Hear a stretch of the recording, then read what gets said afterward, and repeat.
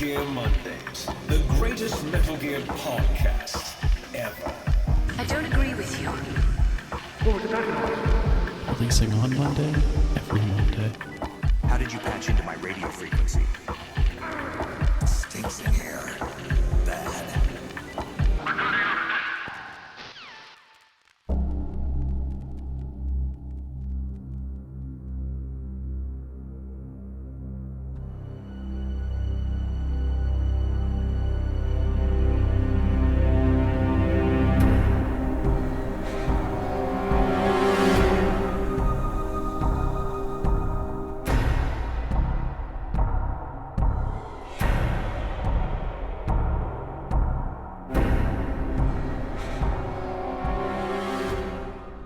Ladies, gearsmen, babies, and gentle thems, welcome to Metal Gear Mondays. It's a podcast, if you can even believe it, because I sure can. It's about Metal Gear or Metal Gear Solid. It's not about Metal Gear Mondays. Sometimes it's about Metal Gear Mondays.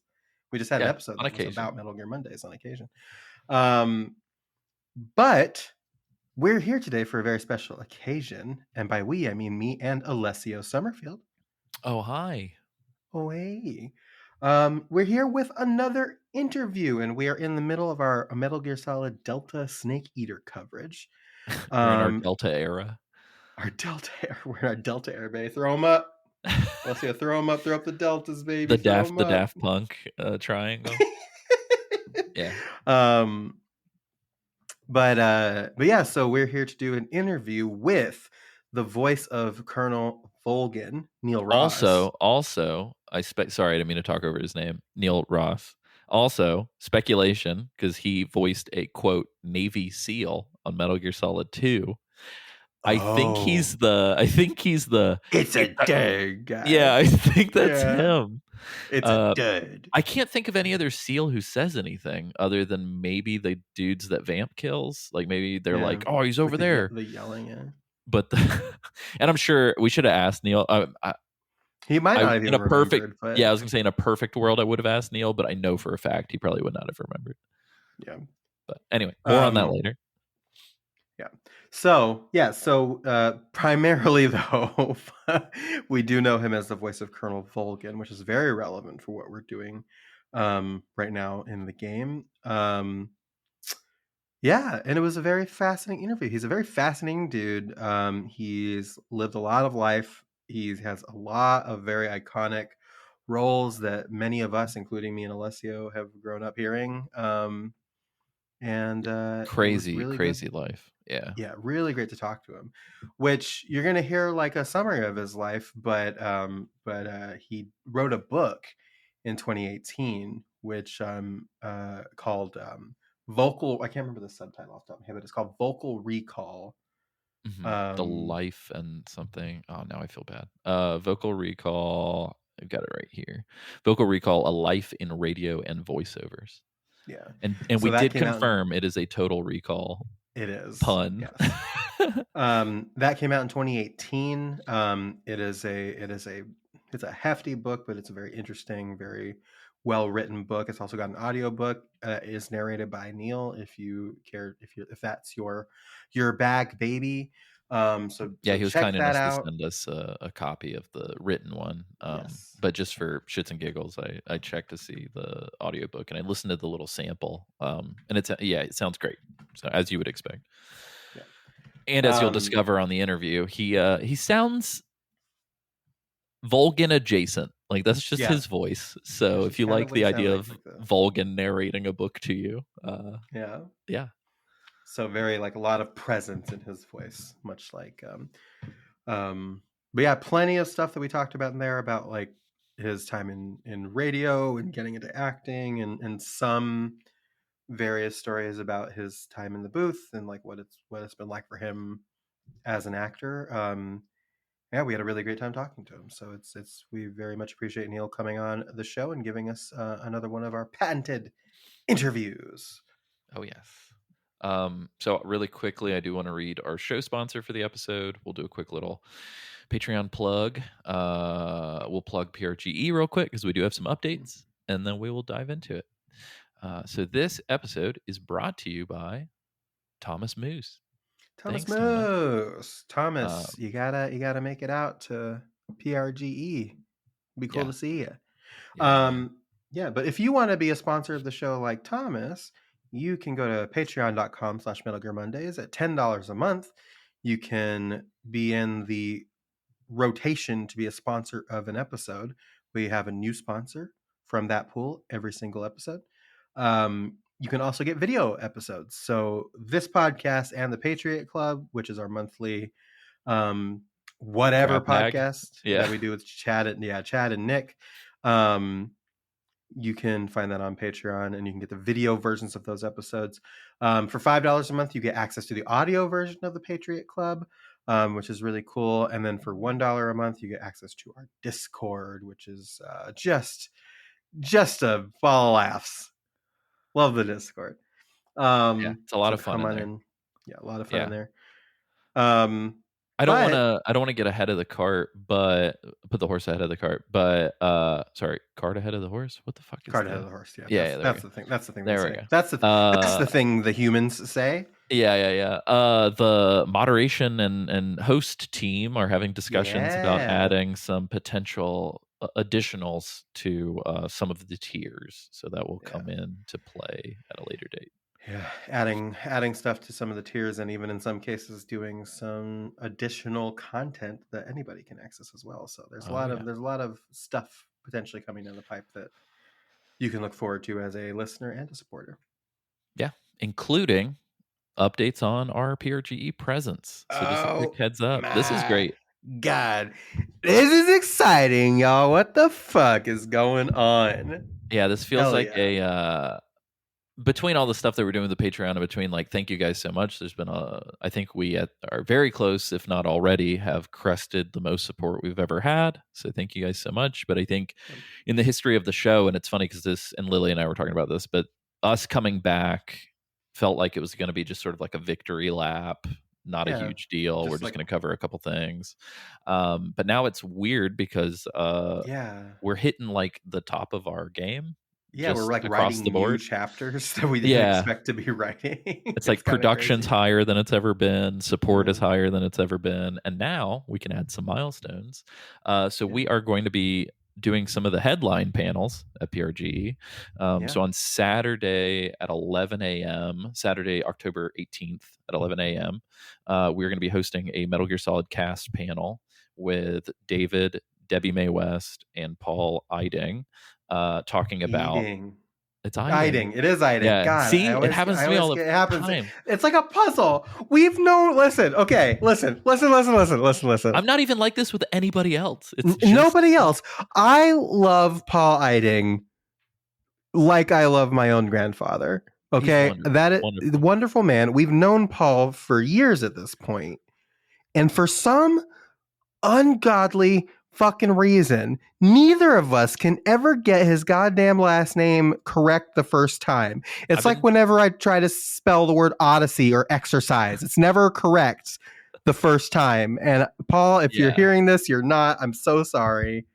Now Paul I've been thinking as Eiding. That's been helping me. But we're gonna be hosting that panel. That panel, I guess I can rattle off the description really quickly. So just to reiterate, because went off on that tangent. Saturday, October 18th, PRG, Portland, Oregon, at 11 a.m. is going to be David Hayter, Debbie Mae West, and Paul Eiding. Yes, and the panel. The description and the title of that panel is Playing Secret Agent, the voices behind Metal Gear Solid, which a little bit of some asset reuse on that one, because that is actually the tentative title for a book that I'm working on, which I need to just fucking work on for real. Anyway, the description is 1998's Metal Gear Solid for the Sony PlayStation was a watershed moment in video game voice acting history. More than 25 years ago, out of a makeshift studio in the rented home of a 1920s silent film star, magic was made by a cast who had largely never recorded for games. Join the voices of Solid Snake, Meryl Silverberg, and Colonel Campbell, as well as the hosts of Metal Gear Mondays, as they discuss Metal Gear Solid's lasting legacy, the cast's career trajectories, and what exactly happened in that home in Hollywood a quarter century ago. So yeah, we're going to talk about that. Really cool. Did you know that that house, by the way, belonged to the silent film star is a guy who went by Valentino, I think, and is Oh, the origin point for the phrase Latin lover. oh, So very interesting. interesting. But anyway, then later that night, we're doing something very fun. It's including the moderation team. So we got Nick Freda and Chad Yeah, Betteridge chilling with us on this one, and yeah. James Not Reichmuth. just James Reichmuth will be there. So it's not just so me, Alessio, and James are going to be hosting a live Yeah, episode of Metal Gear Mondays at at PRGE. 7 It's p.m. 7 on p.m. Saturday. We're the only after dark game, and so I think Yeah. it might be pretty full, and I'm very Yeah, excited. it'll be pretty cool to do. But Nick and Chad aren't just going to be chilling with us. Nick and Chad are going to be doing they're going to be on stage playing Snake's Revenge in a wacky relay. Yeah, controller handoff on Mom, death. it's my turn to play the yucky Metal Gear Yeah, type of situation. And they are planning independent. We did not ask them to do this. Independent of us, they are planning like some outfits silly and like shenanigans. some silly shenanigans. So Yeah. if you're there, you're gonna want to. We're gonna do our Yeah. best to record it as best as possible for the video folks. At the But very least, we'll have the audio recording, but our goal is to also kind of video games done quick or whatever the hell. I can't remember what the thing GDQ. is. Yeah. We're gonna kind of GDQ it and try to get like the screen recording and all that jazz. Yeah. But and their whole thing that they're fighting for, right, is whoever dies and has to hand it off is the fourth mic at that moment on the podcast. So it'll be fun. We have a 2-hour chunk of time, but I think we'll probably go about an hour and a half. So so the panel on that is called Metal Gear Mondays Live, Snake's Revenge, hosted by Liliana Wright, Alessia Summerfield, James Reichmuth, Nick Freda, and Chad Betteridge. It's PRGE After Dark, and the Games Club podcast Metal Gear Mondays is pulling the curtain back on the most derided game in Metal Gear history, Snake's Revenge for the NES. Live gameplay in the form of Mom said it's my turn to play the yucky Metal Gear. Musical chairs will also be provided for the enjoyment of the audience. I also had an that. idea. I had an idea too, and I don't know if this will actually happen in the logistics of it, but I did have an idea for a portion of it being like 2 hands, 1 heart, where like Chad has one half of the controller and Nick has the other half of the controller, and they're trying to play it. We'll see how it goes. We'll see if that works out, but I had that idea as well, so maybe. It'll be fun. It'll be chaotic. I do know that we've got some listeners that are going to be there. I kind of think that there's a possibility that some of the other podcast panelists might also be there to check it out. Again, because we're the only game in town for that section of the day. But it's going to be a lot of fun, and I'm not going to lie, it feels like such an accomplishment to essentially be asked to do a live episode as like a thing that's going to be in a program at like a for real convention. Like that's like a bucket list thing for the podcast for yeah, sure. I feel really, really good about that one. I remember like when we first started doing this, I remember like because I was fucking 23 when we started doing this podcast, right? And so I was like a young kid with fantasies. Yeah, I know, it's crazy. I was like a young kid with fantasies, right? And like in my head, I used to fantasize about doing a live show. Yeah, and it was like that's never gonna fucking happen. You know what I mean? Like it's like whatever, and then now to be doing it 10 years later is insane. So yeah. So come celebrate with us. We'll be anxious and thankful simultaneously. But that's not all we're doing, because on Sunday they're getting their fucking money's worth. They are getting their money's worth. Sunday the 19th at 11 a.m. we're doing another panel with David Hayter, just by himself. It's just us and David on stage there. And if you were on our Patreon tier for the free tier, you will. No, that was the interview.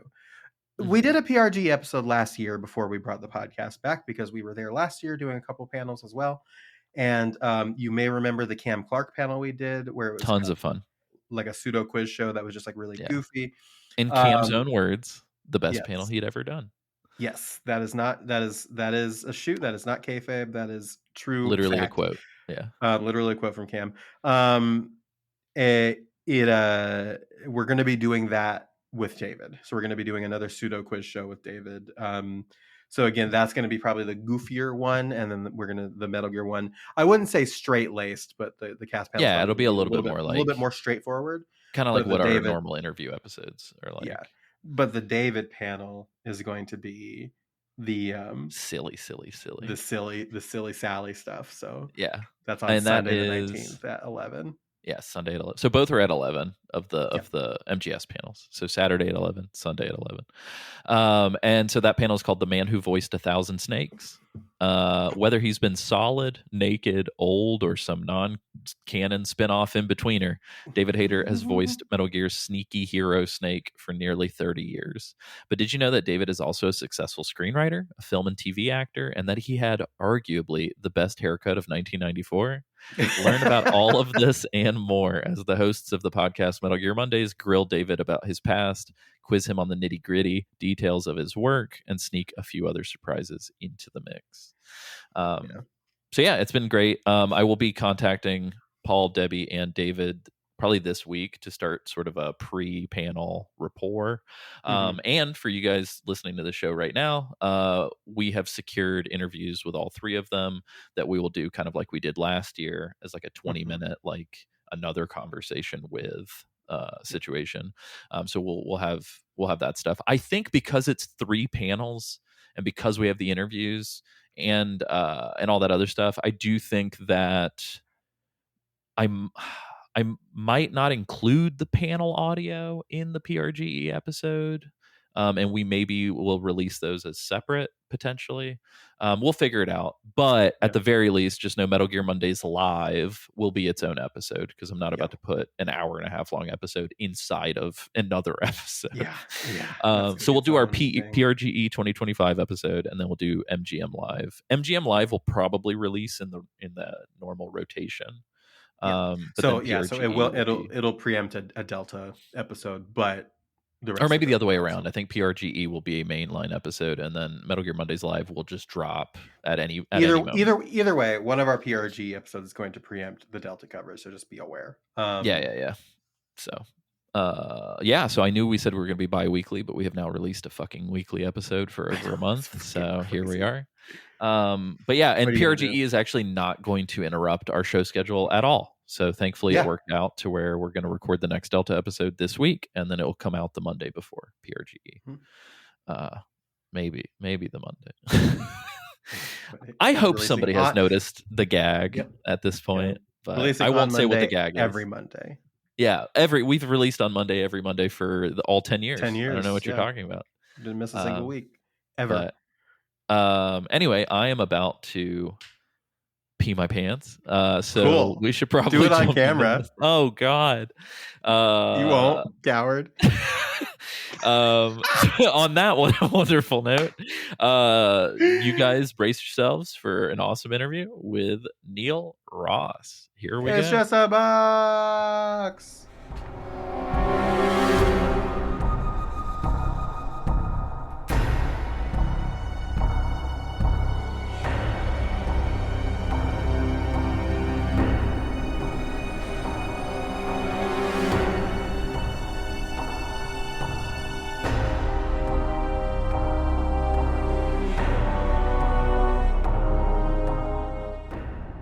Hi, Neil. Thank you so much for joining us. How are you doing?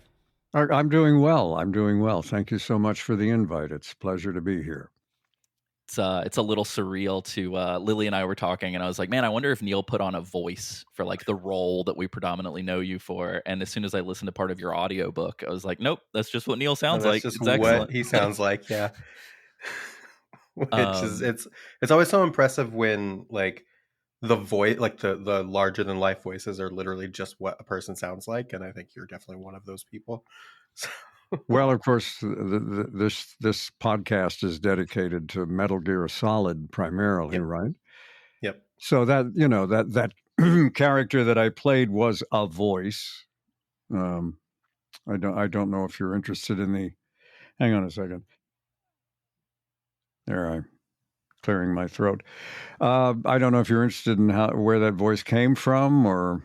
What we'd love to hear. Yeah, as much as absolutely. I don't remember a great deal about playing Colonel Volgin. and we can get into why I more or less have total amnesia for games. But I do remember I got down there and they said, this guy is Russian.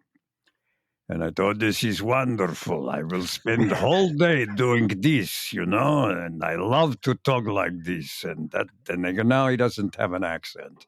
Oh, well, now what the hell am I going to do? And I don't know if you folks are a lot younger. I don't know if you remember, but there was a guy who did movie trailers in the 90s. Oh, yeah. Yep. And Know he exactly what you're talking just about. completely dominated the field to the point where I had a visitor once who said, oh, you're in that business. You'll know. Who's the guy who does all the movie trailers? Is that like a government job? And I said, because he said, I hear him on everything. And I said, I know. No, it's not a government job. It just indicates the cowardice of the people who produce these promos. They use the same guy, over and over again because it's a CYA move. Why didn't you use him? The movie bombed. Of course, when he did one and the movie bombed, he never got blamed for that. But if they didn't use him and the movie bombed, then it was their fault. It was a catch-22. Anyway, I used to fool around with this impression, a lousy impression. In a world, he kind of talks like this. And that kind of became Colonel Volgin in the end. I got down in here and I did that. And that's where it came from. That's awesome. That is really cool. Yeah, I really love every voice actor we've talked to. I've really loved to sort of talk to them about like where they go, like creatively, or like is it something that came up as like just like an impromptu, you're in the booth trying something out and the voice director is like, yep, do that. That's the one. Yeah, that's pretty much the way it works. You show up for an audition, or you did in the old days. Now we do it all remotely, which is good and bad. Mm-hmm. It's good in that I don't have to get in the car and stare at some guy's bumper for 2 hours to get to the audition. It's bad in that you don't get any feedback from the buyers. In the old days, we could look through the glass and we'd try something and everybody looked bored. And then you'd try something else and they'd all start jumping up and down and waving their arms. You go like, okay, I think I'm in the ballpark here. You don't get that kind of feedback. But basically, you show up for the audition. There's a couple of drawings of the character attached to a bulletin board, and there's maybe a 1 or 2 paragraph description of the character. And you absorb all of that and look at the audition copy that they've provided. And if all goes well, you start to hear a voice in your head, which hopefully you can reproduce when you get in the studio and get up to the microphone. And then the fella or lady across the glass can tweak you a little. Oh, that's interesting, but could he be higher or lower or older or younger? And somehow that all ends up in what turns out to be hopefully a winning audition. No, that's kind of the way it goes. I'm curious. So there's predominantly, and we've interviewed her on the show before, but there's predominantly like a singular voice director who's been sort of overseeing a lot of, at the very least, the Metal Gear games, but also like a huge swath of video games in general. Do you remember working with Chris Zimmerman Salter? Oh, of course, many, many times. Yes. How would you? We've heard her side of things. How would you describe working with her? She's wonderful. She's, some people's. You run into some people who for one reason or another love to beat up on actors, but she's not one of them. Nice. I've always had a good time with Chris. She's great. Nice. You haven't had any Shelley Duvall, Stanley Kubrick moments where somebody's just abusing you. And we're actors for hire. We're not allowed to do that. Mm-hmm. You have to kind of be famous to get away with that stuff. I think. Sure. I try. I've confirmed this with another voice director, and he said, "Yeah, you're right on the money." I said, "I always try to be the least problematic of any of the actors. It's like I don't want to make waves. I don't want to make problems. My job is to show up and give them what they want or what they think they want. Sometimes it's hard to tell because the descriptions are vague, but I'm there to serve. I'm not there to have a temper tantrum. Sure. If I get famous, maybe I'll be allowed to do that, but I'm not at that level now.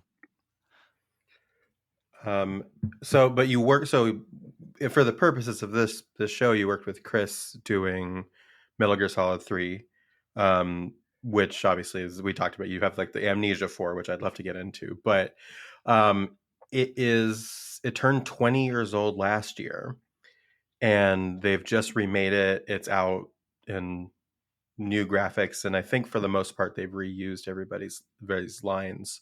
But how does it feel 20 years later for a completely new generation of people to get to hear your performance and re-experience that? Yeah, it's interesting. It never occurred to me that they would. Well, I'm not a gamer. I've never played any of these games. I mentioned in my book that they used to send us copies of these games, and I loaded one onto my computer and I tried to play it, and I couldn't figure out. I just wanted to hear my voice, but I couldn't. I didn't know what to do. I couldn't make anything function, and then the computer crashed. And I had to pay a guy a couple $100 to get it working again. And he said, well, these games, they kind of crash computers. You should have a separate computer for games. I said, how about I just don't play games? Would that work? He said, oh, yeah, that'll work great. So I've never, the only closest I came was my daughter. When she was little, she loved The Curse of Monkey Island. I don't know if you're familiar with that game. Yeah. So I used to go in and try to help her with it and watch what she was doing. That's the only experience I've ever had with any of these things. So I've forgotten what your original. I'm so cut off from these games that the idea that they would even be a thing was amazing. I think the first one I did was in the early 90s. It was a Disney thing called Stunt Island. And it was, I swear to God, it was on floppy disks. Do you folks even know what those were? Yeah, that's when I started playing games. That's when I started too. Yeah. And I did 9 lines, and they said, that's all we have room for. I think it's like, 144 kilobytes or something? Yeah, that's wild. It was probably compressed to hell and back, too. So I did my 9 lines, and I got in the car, and I drove away thinking, well, I don't think this is going anywhere. Little did I know. Yeah, 200 credits later. And then along comes, a game like Metal Gear Solid, but another one, Mass Effect. Oh, definitely. Yeah. Where I did the Codex narrator. And I mean, I did hours and hours and hours of stuff.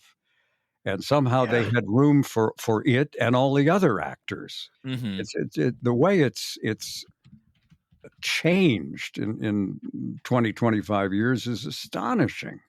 Yeah. Fun fact, actually, Lily works for the company that made those games. So, oh, really? Small world. Good for you.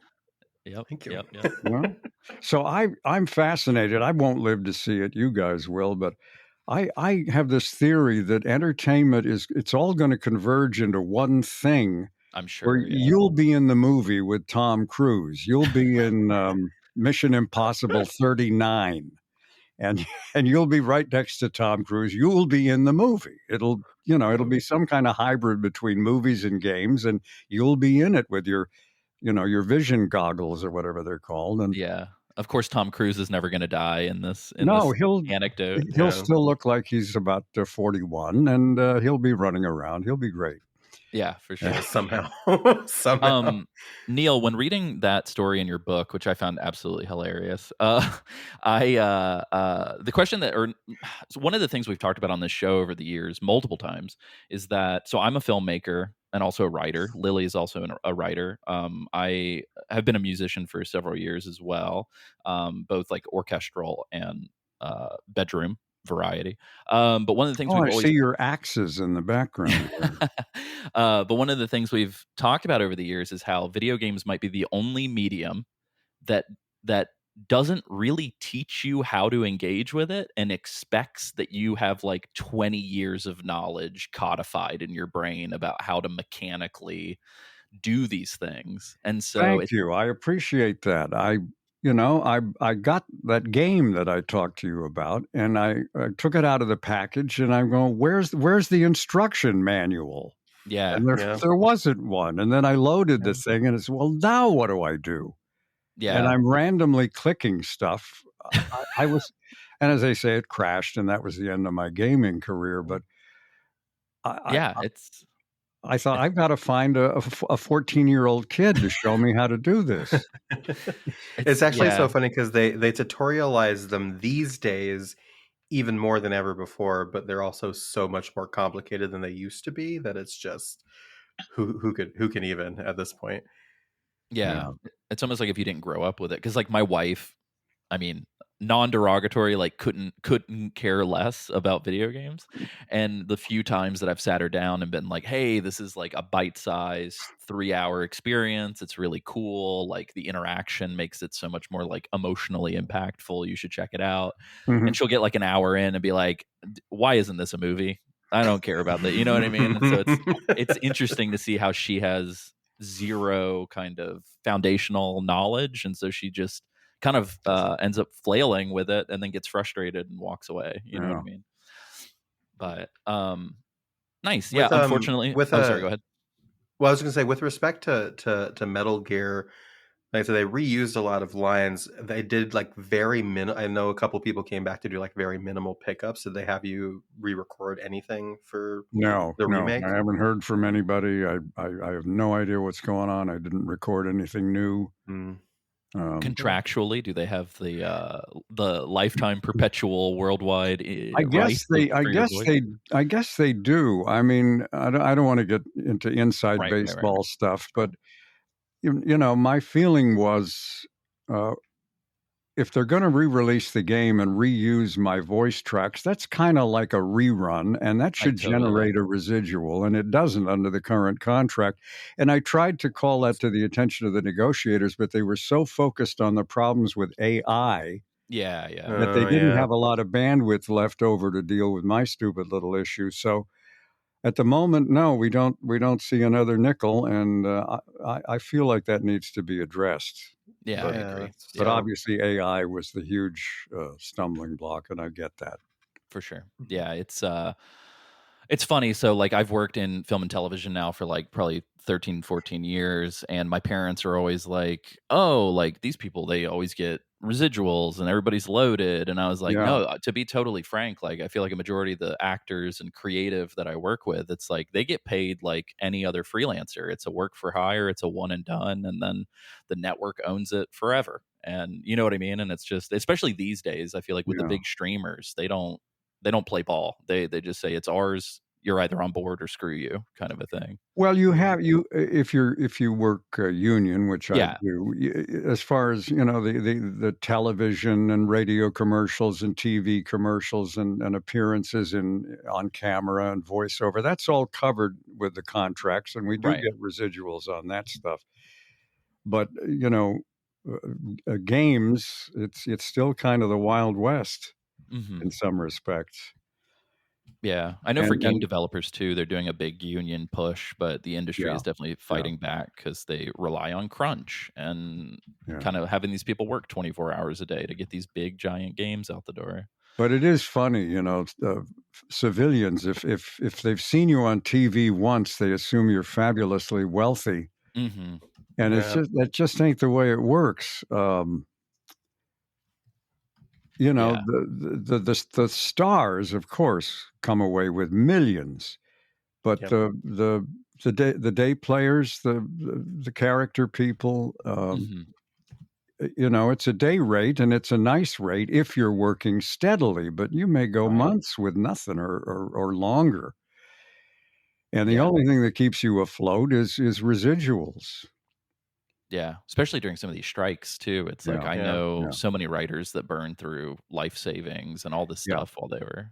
But But the anyway, fact that sorry. you've seen someone on TV a couple of times does not mean they're rolling in dough. It's tough. One of the real eye openers for me was I happened to go to a restaurant up in Los Angeles, and I looked at one of the servers, and I realized I'd seen her on a network television show Oh, geez. a couple of years previously, and eventually got to talk to her a little bit, and she just said, "Look, it's tough, honey. I got to make a living."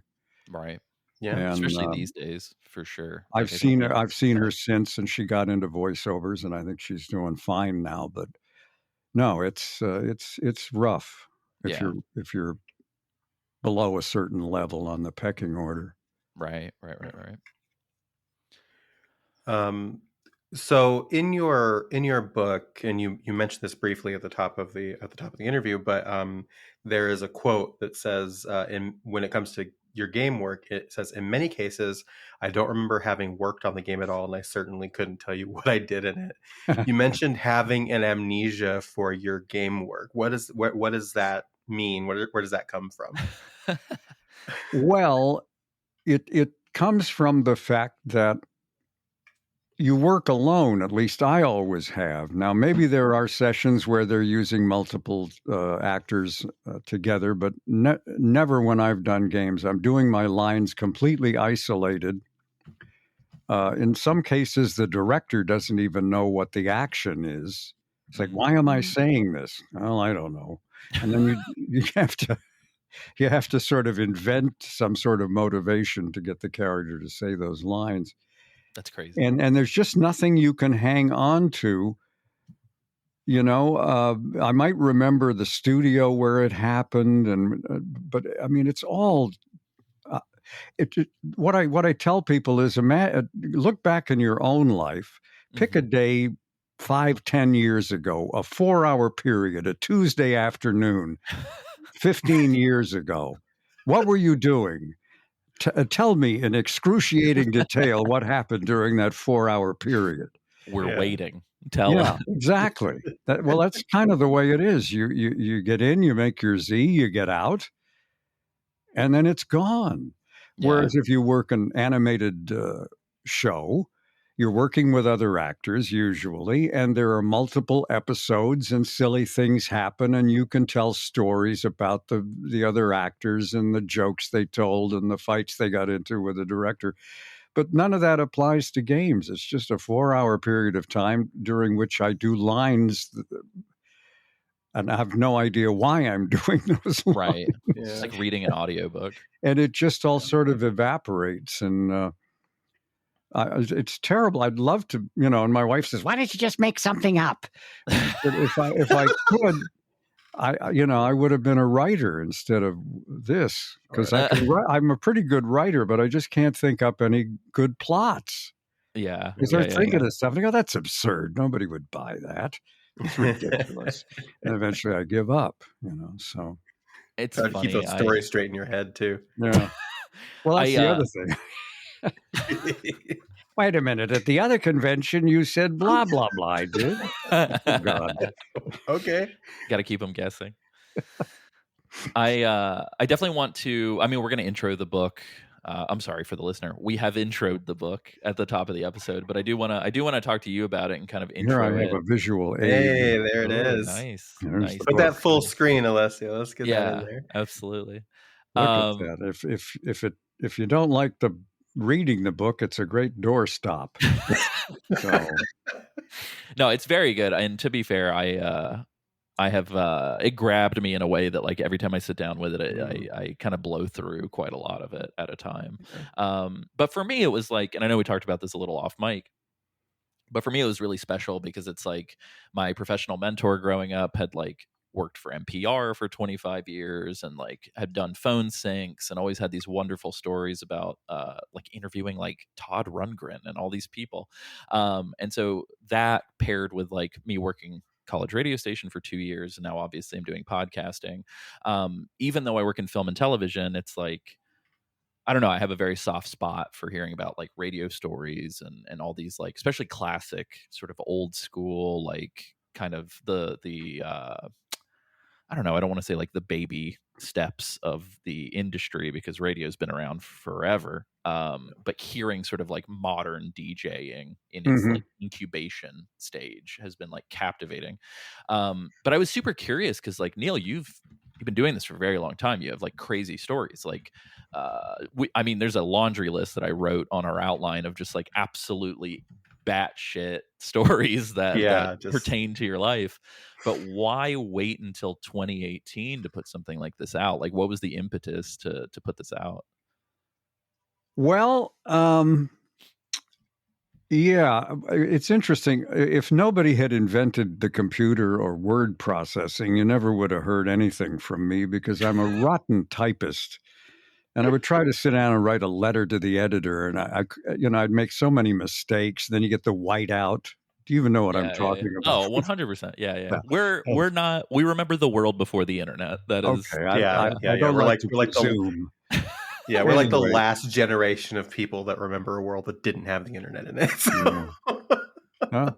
It was a different world, as I'm sure you will attest. But Yeah. anyway, somebody invented this wonderful thing where you go back and fix stuff, and it was relatively painless. And my parents died, and I had a very complex and tortured relationship with them. And so I decided to write about it right after they died, just so I would have it. So years later, I could go back and go, this is how I felt at that particular time, whether it was valid or not. And I suddenly found I was flying through this thing. I banged out 100 pages in no time, and it was painless, and it was actually enjoyable. Mm. And that led me to think, God, I might be able to write a damn book, but I couldn't quite get there. So I said, I'm just writing one chapter, and I may throw it away, but if that chapter works, maybe I'll try another chapter. And it was until I got about 2/3 of the way through, and then I said, I think I'm actually going to finish this sucker. That's awesome. But I had no discipline. I read about real writers, and they carve out a particular time during the day, and that's their time. And I don't care if World War III just broke out. Don't interrupt me. I'm writing. Right. I didn't do it like that. I would sort of, I did some of my best thinking when I was jogging. I would be jogging, and I would be thinking of what do I want to do in the next chapter, and how do I want to phrase that, and how do I want to structure it. And I just think and think and think until I reached critical mass, and then I'd lunge for the keyboard and try to get it all down before it evaporated. And so that's why it happened. If the word processor had not come along, you never would have had a book. I never would have had a book. Well, I'm glad we have these things yeah, kind of 100%. crystallized because, like I said, you've got some, and we'll get into it. And even if it's me machine gun firing some bullet points, like there were just things in this that like I would put it down and then tap my wife on the shoulder and be like, you got to hear about this thing that this guy did. Like, this is crazy. It's incredibly interesting. A lot of really great stuff. Well, you mentioned radio, and I don't want to get off on a whole tangent because people are tuning in to find out about games. But, as you may or may not be aware, before television came along, radio was sort of like television. That's where all the cop shows were, and the quiz shows, and the soap operas, and the this and the that. And then the TV began to encroach on that territory. For a couple of years, there was an overlap. Some of the radio performers were doing both radio and television shows, which had to really be a scramble. Oh, yeah. And then eventually all the radio dramas went away. I think the last one was yours truly, Johnny Dollar, which stopped producing in 1962, which was the year I graduated from high school. So looking back, I think if I could have picked my time period and my ideal job, it would have been being a radio actor. I would have loved that. And I got to meet some of these guys in voiceovers. They were older, but you could get them to talk about it. And the picture they painted just sounded idyllic. The three radio networks were all within about a 2 to 3 block radius in Hollywood. You could walk. You'd drive in the morning from wherever you were, park your car, and then you could just walk from job to job. Yeah. And there was a coffee shop on Vine Street where at noon you could see almost every radio actor in Hollywood having lunch, And I just thought that, God, what a wonderful job. You're not limited by your looks. If you can play it vocally, you can be anything from the hero to the villain to who knows what. Right. But I missed that. So Yeah. then, what do we do with all these radio stations?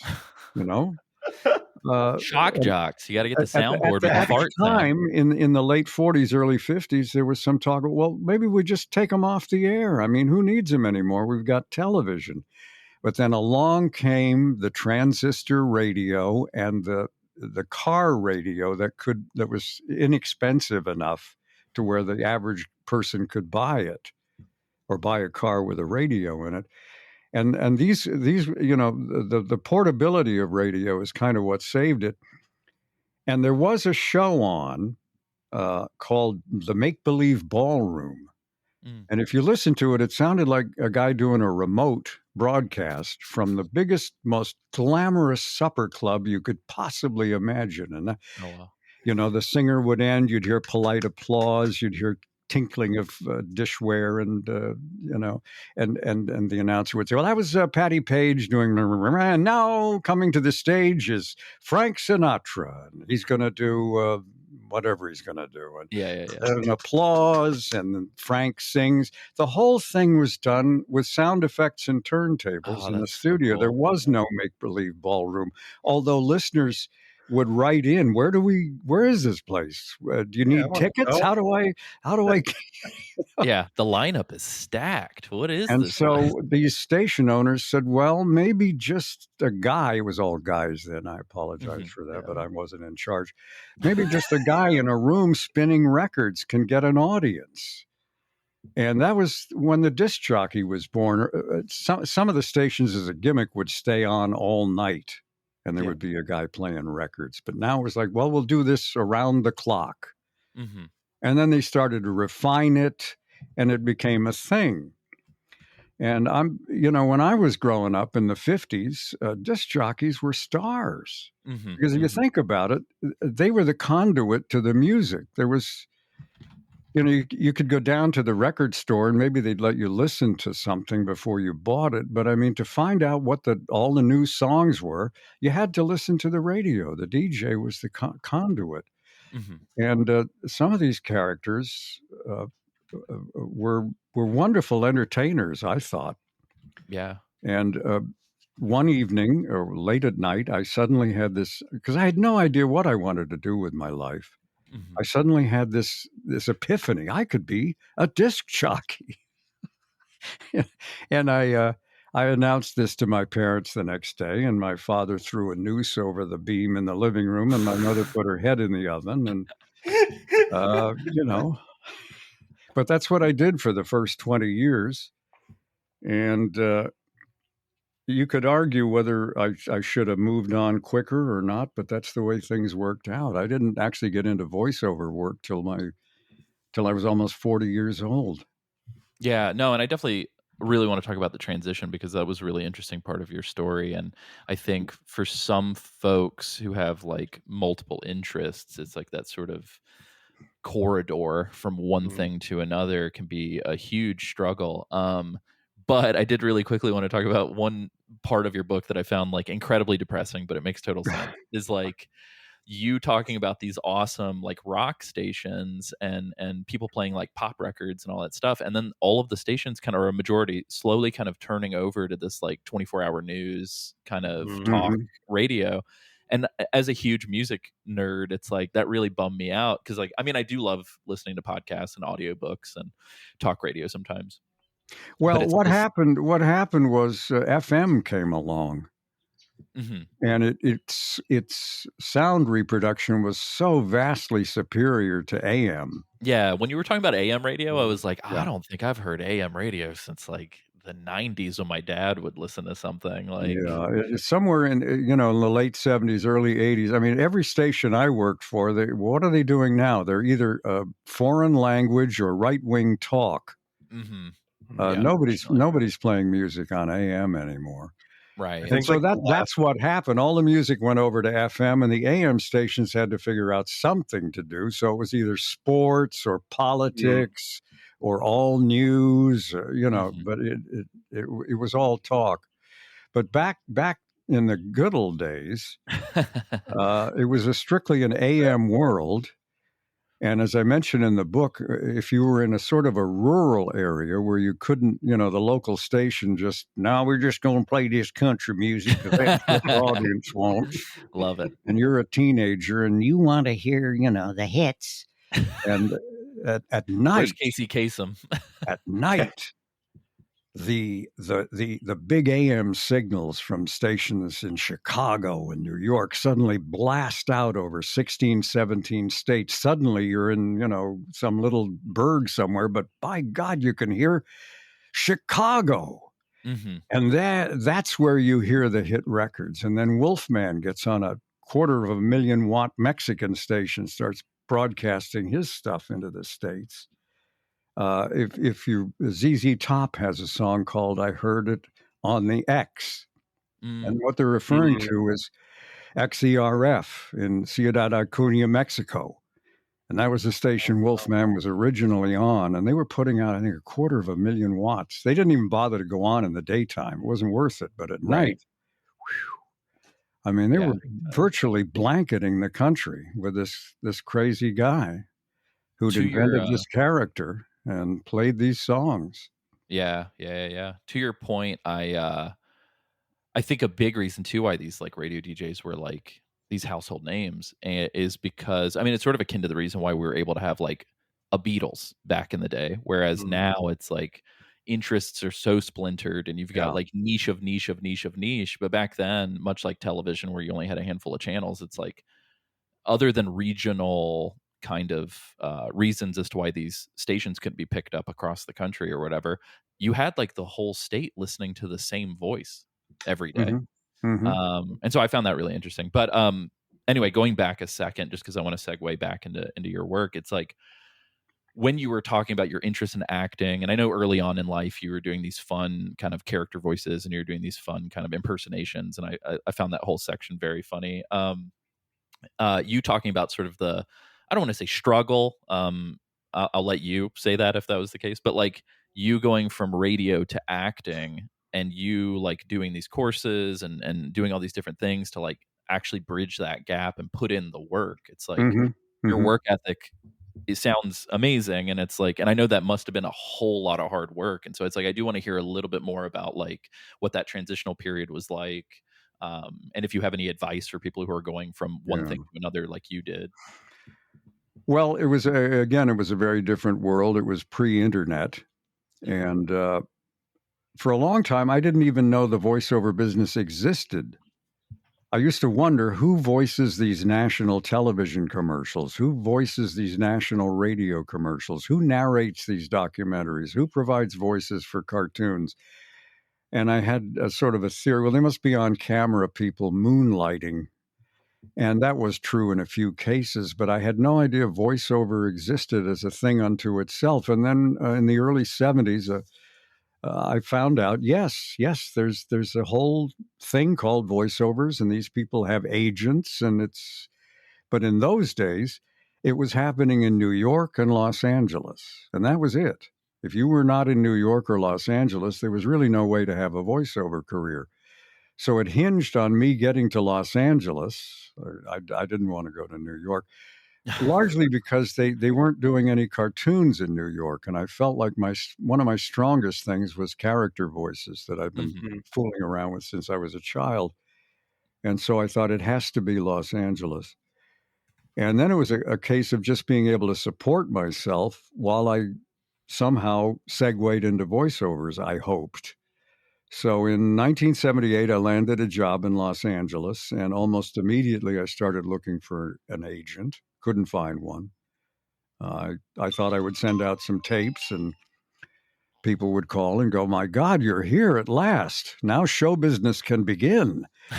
But nobody was interested. So then I started going to workshops, acting classes. And the transition took about 4 to 5 years.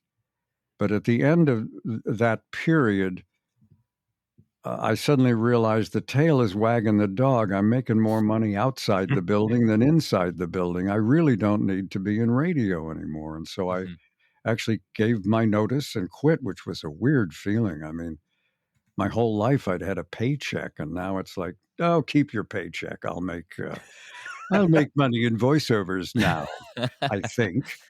And yeah, so as I say, it took about a 4 to 5 year period, and I don't know if well, it was a struggle in the sense that once I started auditioning, and I went hundreds of auditions without booking a job. Yeah, it's And you crazy. start wondering, am I kidding myself? Have I got any talent at all? I'm, but suddenly some doors started to fly open. I started to get work. It just built little by little by little by little by little. And by 1985, I was cooking, Hmm. doing Voltron and G.I. Joe and Transformers and Yeah, big stuff. Like a lot of iconic stuff. commercials. And it was, boy, when the doors flew open, they flew open. It was amazing. That's one thing that they don't tell you either, and it's like I struggle with that sometimes too, where it's like I feel like I've got to be like a perfectionist, and it's like, but then there's the whole adage, right? It's like if you don't swing 100 times, you don't get that one yes after the 99 no's, and it's Yeah. like if you're too damn nervous to swing more than 20 times, you're like the statistical possibility is hindered so much more. So it's like, I don't know, hearing your story of hundreds of auditions, I'm like, man, I'd get through 15 and be like, I got to find something else. Like, Yeah. Yeah, the best period I had, I used to keep records, and the best period I had for a number of years, I would average one job for every 11 auditions. oh, I don't know wow. why 11, but that's the way it worked out. And that people hear that and they go, that's unbelievable, because I'm talking to people who do hundreds of auditions and get nothing. Hmm. Hmm. One out of 11, my God. That's it. But it was just a wonderful period, and but that's still 10 no's for every yes. Yeah, exactly. And it does wear you down. It does sap your spirit. You go in and you think, boy, I nailed that one. And now you're looking at the phone waiting for it to ring, and it Mhm. just doesn't. And eventually you realize, oh, they picked somebody else, and That's the part sometimes that I hate. you'd be Like, watching TV and you think, oh, I'm having an attack of deja vu. I know these lines. Like, oh, I Mhm. auditioned for that a month ago. And that's who they picked. Jeez, yeah, They I picked just the movie guy again. that's you the one again. aspect that I can't stand. It's like anytime I'm hiring for a project and we're hiring like editors or assistants or whatever, it's like I always just carve out time during a certain day to do kind of callbacks and be like, "Hey, I'm so sorry, but we ended up going with somebody else." Blah blah blah. Mhm. But it's like I feel like way too many times in film and TV, it's like nobody gives a shit to call the person back. They're like, whatever. We got to keep trucking. We're busy." And Yeah. I'm like, somebody needs to let them know. Like they're sitting by the phone. Like, come on, Yeah. man. But Yeah, it would be nice, but nobody's got the time. And, mhm. it is what it is. Yeah, it And, is an industry that just kind of keeps moving and keeps churning no matter what. So there's no, if you get into sports, there's a bronze medal and a silver medal, but there's no bronze or silver medal in voiceover. You you either win the gold medal or you hear nothing. Yeah. you're You know, out. If you're not first, you're there's last. no, well, you came in second. No, they're not even going to bother to tell you that. Yeah. Well, you so like I said, you kind of like you've been doing these kind of iconic animation roles, video games, and you've been in the industry for a really long time. As somebody who is still working and doing projects and stuff, um, the industry must have like do you know like some of the biggest changes you've seen in the industry since you started have been up to now? Well, the internet completely Yeah. changed everything. It was a sort of or it seemed like a slow build. But as I said, in the old days, it was either New York or Los Angeles, and Mhm. the people who did the hiring just had this feeling: if you're not in New York or Los Angeles, you're obviously not good enough to do this, to even Mm. be considered. We deal only with Los Angeles talent. We don't. But now comes the internet, and an unfortunately ill-timed commercial strike in the year 2000. And suddenly they realized we can audition people from Chattanooga over the internet. We don't need these LA people. We can get them from anywhere. Mhm. And that sort of blew They're the willing to thing work wide for open. peanuts. It just changed everything. But, you know, it is what it is. Right. I think the other, you were talking about changes. The other thing is, it's so funny how one generation's immutable fact becomes a completely different thing in another generation. In the 80s and 90s, when we worked on cartoons, boy, they wanted every actor in the session. Some shows they'd even threaten to fire you if you happen to be going on vacation while they wanted to record something. We'll just replace you. You know, these actors, they're always going on vacation. And of course, they got to take vacations. That was no problem. But those flaky actors going on vacation, how dare they? And now it's completely different. You work solo most of the time, which I don't. I mean, I'm happy to do it, but I always much prefer to work with other actors because we feed off each other. Right. Feed off each other's energy, feed off each other's line readings. Maybe if I'm having a dialogue with somebody and he or she does a line reading that I hadn't anticipated, boy, that challenges me, and maybe it changes the way I read my next line. And there's a whole chemistry that happens between actors. And when they work us separately, of course, that can't happen.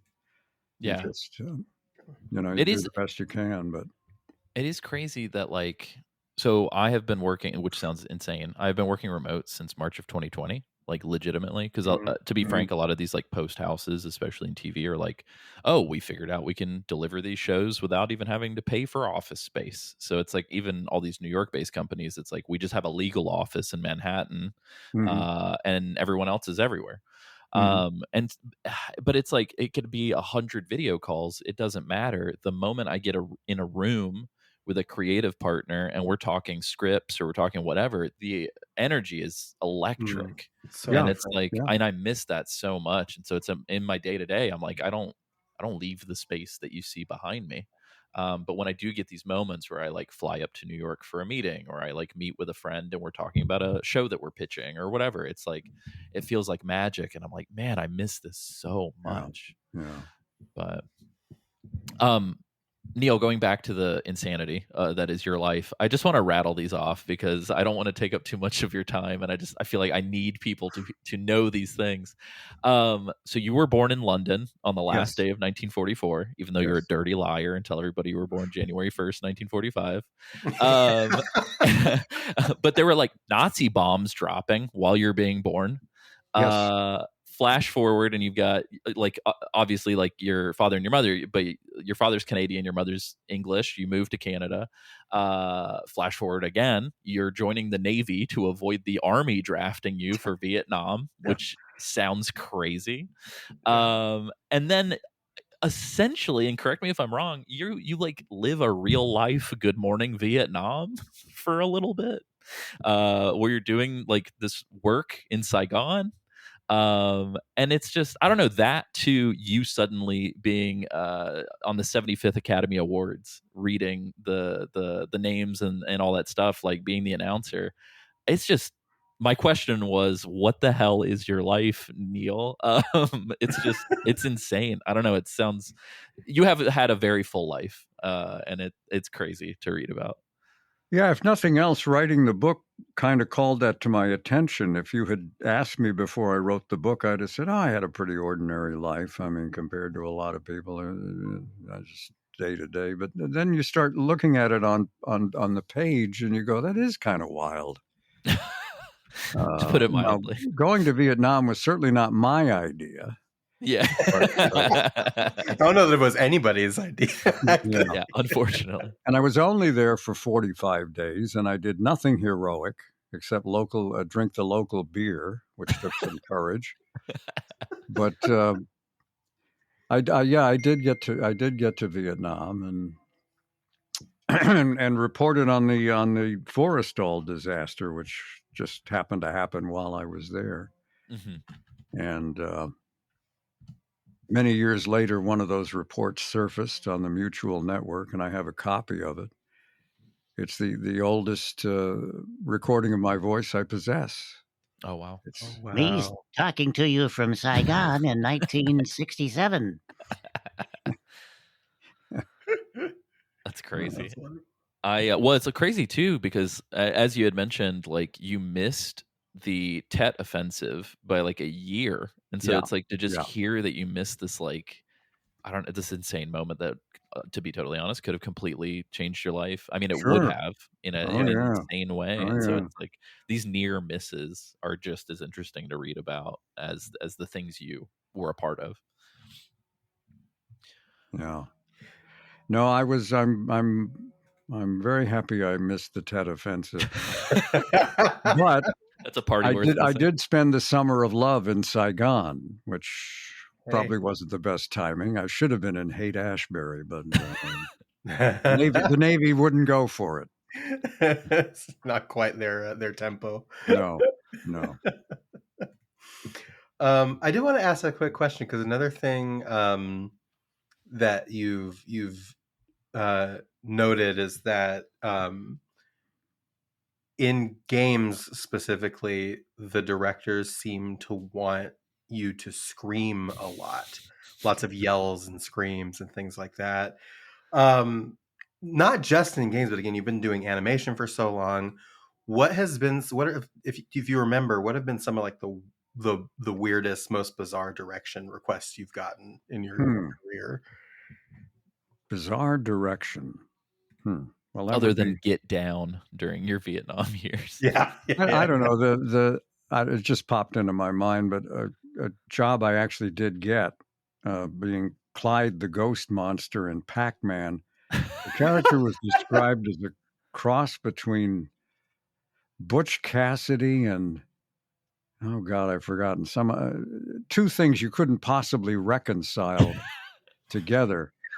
So love that. I came up with this Leo Gorcey-esque voice. He was one of the dead end kids in those movies, in the 40s. Gee, mister, give me a quarter.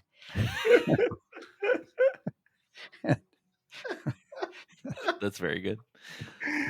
I mean, to be fair, you managed to do it. It seems like as wild as that is.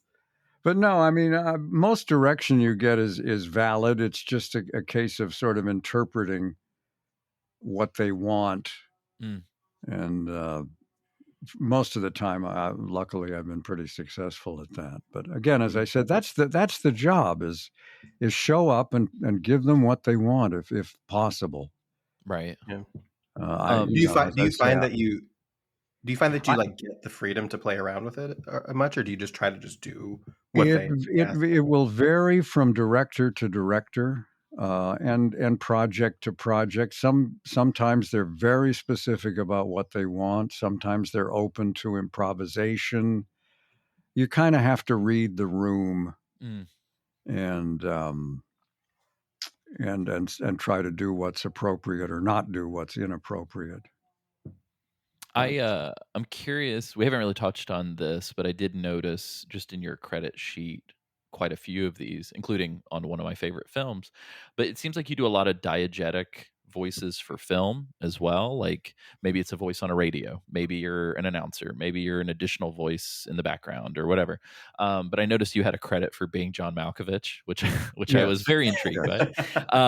But I was going to ask, like, we haven't touched on those kinds of roles. What is that like? Is it any different from your normal voice acting, or do you find it to be a totally different beast?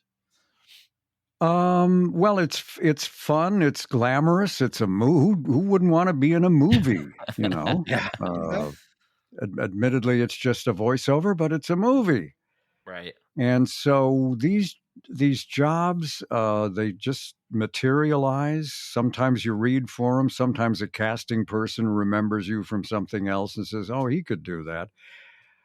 Probably the most high-profile movie thing I ever did was the voice of the Biff Tannen Museum in Back to the Future 2. Mm. And That's I so don't fun. think I even read for that. My memory is hazy, but my memory is they need you over at Universal at such and such a time. And I didn't even really know what I was going to do when I got there. And then it turned out to be this Biff Tannen thing, which went into a huge, huge movie. Yeah. And Also a fun part of the movie. I do like that sort of Yeah. tongue-in-cheek the museum stuff. well, that was fun. And then, I worked on quiz show for the late, great Robert Redford. Mm. And he Mm. actually directed me 2 sessions. Oh, very cool. And it's Wow. just wild. You find yourself in a room with Robert Redford or Bob. Yeah. Yeah, my mom would kill to be in that room with I'm Robert sure she Redford. would. So would my wife. Do you, and it's totally fine if it's just like not there, but do you remember like which of your roles have given you the most freedom to have that, to play around with what you're doing?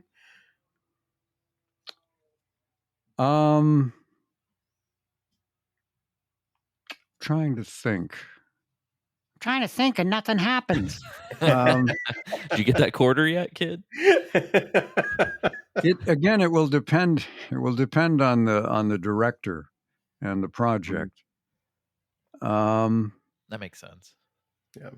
The when I did the Green Goblin in Spider-Man the That's so animated cool. series in the That's '90s, there seemed to be no way I could overact. I had to get high and I had to get loud. And sometimes I would leave a session with a headache because Oh, I bet. It's like the director would want a lot of takes, and after a while, it's like, boy, this is like somebody's driving a 10-penny nail into my forehead here. How much? you're just singing Immigrant Song for an hour and a half. Yeah, that's crazy. They should have cast Robert Plant. Now that you think about it, I do want to ask, and I don't know. I feel like you've probably heard this a million times, and I do hate. Like I try to do so much research before we do these interviews because I absolutely hate asking repeat questions. Then again, our audience may not have heard some of the other interviews. Whatever. I'm sure it's tiring, but I do want to ask, like, as somebody so I predominantly work in post-production right now. So it's like, as somebody who totally understands that it's like when you're doing your job the best, nobody notices or really gives a shit. It's like subconscious for them. So as somebody who's semi in a similar position, do you ever think about how strange it is that you've got like entire generations, like quite literally entire generations of people who grew up hearing your voice and were impacted by hearing your voice, and sometimes even like idolize some of these roles that you've done, that you may never hear about or find out about or have any other awareness of? well, we do find out about it when we do these conventions. Yeah. That's true. That's which true. I had avoided. People kept saying, you should do conventions. And I said, oh, God, I just pictured myself sitting at a card table in a hall somewhere being ignored. And then I finally broke down and I did one in 2011 because it was in Pasadena, which Nice. I could get there by car. And I thought, if it's a bummer, I'll just give them their money back and leave. And I love the refund. yeah, I had so much fun that I said, Nice. oh my God, I should have been doing this all along. And then, I mean, I had people walking up to my table in tears. Oh, that's nice. I I mean, it's a little weird, but it's also nice. Well, and they just tell you, you made my childhood. Oh, And I mean, that's so touching. And I always tell them, well, thank you. You made my middle age. you paid my bills. Thank you. I mean, if people don't watch and love your show, you have no show. Yeah, that's fair. But yes, some of the stories we hear are amazing. Mm-hmm. particularly revolving around G.I. Joe. Mm. You get people who come up to because I don't know if you guys ever even watched G.I. Joe. Yeah. Oh yeah, absolutely. Reruns were kind of popular when I was a kid, but I remember the movie. I don't know if Joe's you remember movie. those public service announcements. Oh, 100%. They're iconic. They're iconic. Yeah. Hey, don't steal bicycles. It's not right. You know, Take it from your old pal Shipwreck. Don't be a bicycle thief. they come up to the table and they say, I was raised in the most horrible situation you can possibly imagine. And the only moral instruction I had as a kid Was Shipwreck. watching G.I. Joe. And as a result of that, I said, I'm not going to be like the rest of my family. I got in the military, or I did, and I'm saying, God, I hope that worked out. I've had people walk up to the table and say, I joined the Navy because of you. Yeah, I lost my leg because God, of I hope you. you had a good experience. I hope so. Yeah, I mean, it's astonishing. Yeah, and people say, did you have any inkling when you were doing those shows that they would have this kind of longevity? And the answer is no. I mean, back in the 80s, the common wisdom was you're lucky if you get 2 or 3 seasons, because by then the kids have grown out of that show and a new crop of kids comes along and they want their show. They don't want their older brother's show. I never even thought about it like that.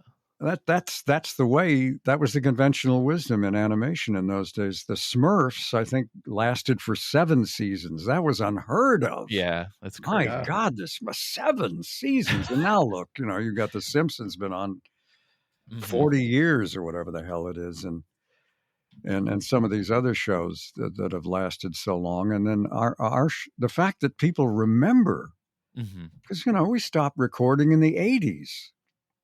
And I got people coming up to the table when I do these shows, and they still remember. In some cases, parents have said, I don't like the crap that's on television now, so here's some CDs of a show you should watch. Yeah, Joe. Yeah, here's G.I. Joe. G.I. Joe or Transformers. And so we've got these, 10-year-old fans. It's amazing. It really is. And it's kind of funny, actually, because at the end of the day, it's like, your voice was definitely not even what I heard, but it still impacted me to some degree. But I didn't come to the States until I was about 7 or 8. I grew up in Italy, and no knocks towards Italy, but even these days, culturally, they're like 20 years behind constantly, like with music and TV and whatever. And so it's like I was watching like 80s cartoons in Italy with like Italian voices, but I was obsessed with like Crash Test Dummies cartoon, the Transformers cartoon. And so it's funny that like I technically grew up with these shows that like the older generation did. And so it's like anytime I tell somebody, I'm like, man, you really got to check out the G.I. Joe movie. Like it's amazing.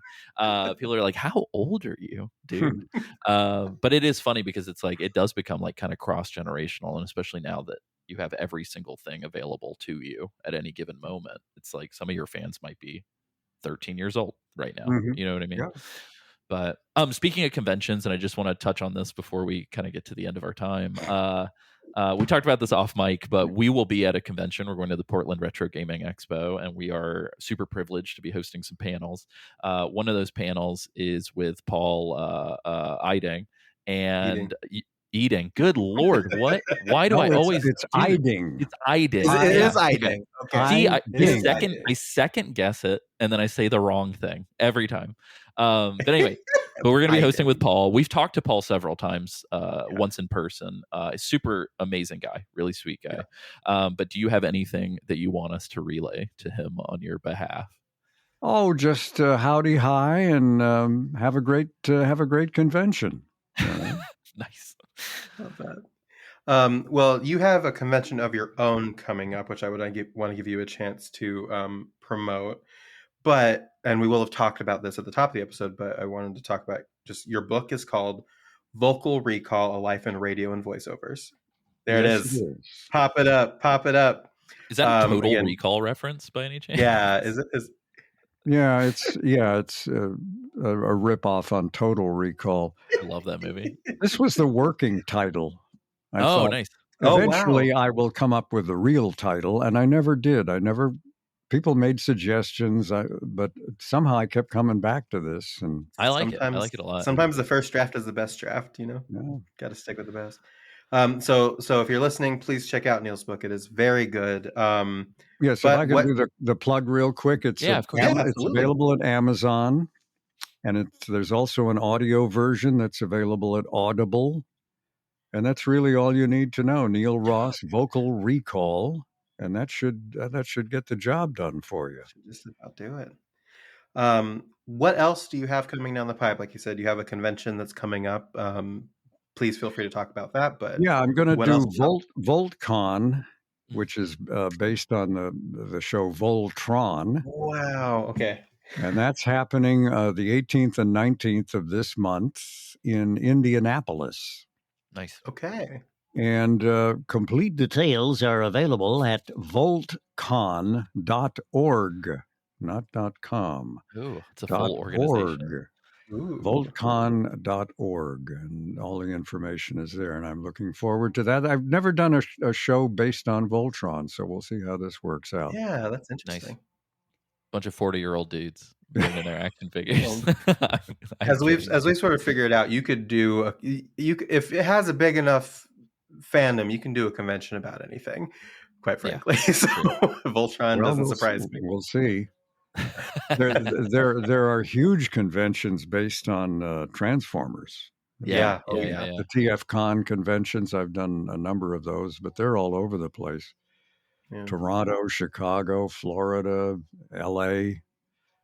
Yeah. Huge. Yeah, it's absolutely wild.